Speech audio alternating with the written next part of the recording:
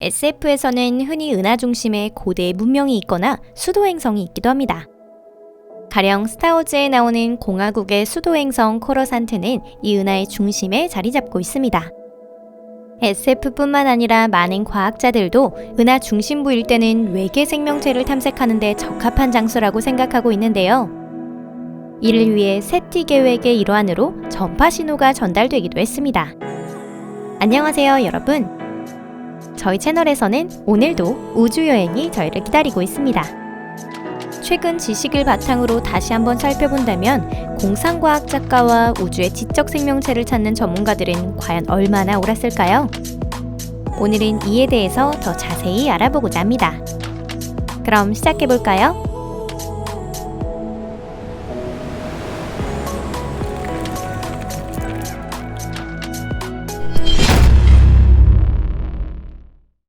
은하 메트로폴리스.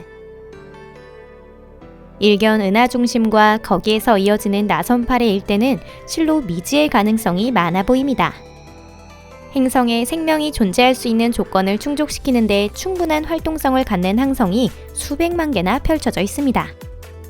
이들 항성은 은하 중에서도 가장 오래된 것이므로 생명이 진화하기에도 충분한 시간입니다. 이런 항성의 궤도 위에 그린맨이 살고 있는 작은 세계 하나조차 아직 발견되지 않았다니 믿을 수가 없습니다. 하지만 최신 연구에서는 이 사실이 뚜렷하게 확인되었는데요. 은하 중심에는 생명체가 존재하지 않습니다. 은하 중심에서 1000파섹의 거리라도 항성 물질의 평균 밀도는 1입방파섹당 5태양 질량이 됩니다. 비교를 위해서 알려드리자면 은하계에서 우리가 있는 곳은 0.07 태양 질량입니다. 즉, 은하 중심에서 멀리 떨어진 곳이라도 태양 주변과 비교하면 70배에 해당하는 항성이 있게 되는 것입니다. 만약 태양이 은하 중심에서 1000파섹의 거리에 있었다면 우리에게 가장 가까운 별의 위치는 대체로 명왕성 궤도 정도의 위치가 되었을 것입니다. 이것과 관련된 소식이 두 개 있는데요. 좋은 소식은 우리의 밤하늘이 밝게 빛나는 많은 항성들로 인해 무척 아름다워질 것이라는 점입니다. 아마 밤에는 저녁 정도의 밝기가 될 거고 가장 밝은 항성은 낮에도 볼 수 있을 겁니다. 나쁜 소식은 그 호화로운 하늘을 볼 사람이 아무도 없을 거라는 점입니다. 은하의 현재 위치에 있는 우리는 다른 항성에서 받는 방사선의 양을 안심하고 무시할 수 있습니다. 하지만 은하의 중심에서 1000파섹의 거리에 놓인 방사선은 행성을 완전히 살균시켜버립니다. 목성 같은 강력한 자기장을 가지고 있다 하더라도 그런 방사선은 막을 수 없습니다. 중심에서 1000파섹에 위치한 곳에서는 행성의 문제도 발생할 텐데요. 별은 서로의 중력 영향권에 위치하고 있습니다. 게다가 그 대부분이 낡은 적색 거성인데요. 목성이 정기적으로 다가오는 혜성이나 소행성을 먼 궤도 위로 내던지는 것처럼 항성까지의 거리가 먼 행성은 모두 다른 항성의 중력에 의해서 방출될지도 모릅니다. 이런 행성들은 원래 있던 항성 궤도에서 다른 항성 궤도로 이리저리 옮겨 다닐 수도 있습니다. 즉, 기후가 안정적으로 유지될 수 없다는 뜻입니다. 어느 정도 궤도가 안정되는 것은 항성에 가까운 곳뿐이지만 이곳은 지나친 고온이라 생물이 존재할 수는 없습니다. 중심에 가까워질수록 항성 물질의 밀도는 더 커집니다. 중심이 1입방파섹당 30만 태양 질량 이상이 되는 것인데요. 여기에서는 항성은커녕 거대 질량의 블랙홀 주변으로 고온가스의 짙은 구름이 엄청난 속도로 흐르고 있을 뿐입니다. 그런데 은하 중심이 왜 육안으로 보이지 않는 것인지 알고 계신가요? 이는 중심에서 발산되는 거의 모든 빛을 흡수하는 고밀도의 먼지 구름으로 중심이 완전히 뒤덮여 있기 때문입니다. 이 구름 성분은 은하 형성의 초기 단계에서 중심에서 방출된 고체화되지 않는 물질이라는 설이 있습니다.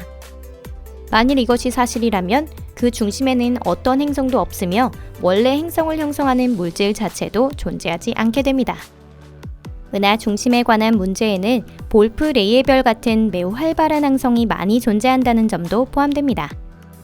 그리고 새로운 항성의 탄생은 지금도 이어지고 있습니다. 즉, 중력 이상이나 방사선 문제에 더해 젊고 불안정한 항성에서 끊임없이 방출되는 감마선 버스트의 문제도 있는 것입니다. 요컨대 거기에서 생명이 태어날 수 없다는 사실은 분명한 것입니다. 은하 메인스트림. 은하의 중심에서 바깥쪽, 중심에서 약 2000에서 3000광년 떨어진 곳에서는 조금 나아질 수도 있습니다. 항성 밀도는 여전히 높지만 궤도를 불안정화시키는 정도는 아닌데요. 만약 태양이 여기에 있다면 가장 가까운 항성까지의 거리는 약 0.5에서 1광년인 셈입니다. 하지만 이것조차 아직은 짧습니다. 특히 우리 근처에 있는 항성이 젊고 폭력적이고 활발한 거대 항성이라면 더더욱 그렇습니다.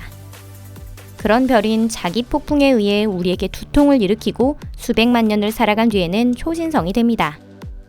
그 이후 펄서가 되어 심한 방사선에 의해 남은 것은 모두 집어삼켜질 것입니다.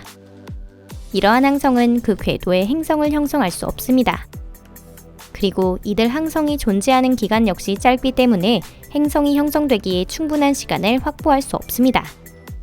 하지만 은하의 나선팔에 젊고 흉포한 항성만이 존재하는 것은 아닌데요. 그 구석에는 태양처럼 잔잔한 항성들이 모여 사는 조용한 곳도 있습니다. 그곳에서 흉포한 청색 거성은 오래전에 타버려서 위험한 것은 아무것도 없습니다. 남아있는 것은 수십억 년의 수명을 가진 항성뿐. 이는 행성에서 생명이 진화하기에 충분한 시간입니다. 이 일대의 항성의 수는 분명하지 않지만 30% 이내로 충분히 많은 수를 확보하고 있습니다. 은하의 물질 대부분은 나선발에 있습니다. 항성 간의 거리는 꽤 가깝기 때문에 항성은 서로의 행성계에 영향을 주는 경우도 있습니다. 예컨대 멀리 떨어진 위치의 해성을 궤도에서 떨어뜨리기도 합니다.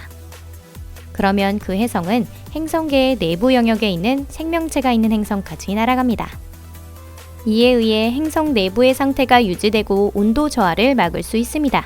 또한 해성의 미생물을 생명의 기원으로 하는 판스페르미아설이 맞는다면 생명이 탄생할 가능성이 더 높아지게 됩니다. 한편 행성의 거대 해성이 낙하하는 것은 매우 번거로운 일입니다. 그 이유는 공룡에게 직접 물어보는 게 더 나을지도 몰라요. 한번 상상해보세요. 해성이 1억 년 정도의 간격이 아니라 항상 떨어지고 있습니다. 우리를 지켜주는 것은 어쩌면 옆 동네의 거대한 가스 행성일지도 모릅니다.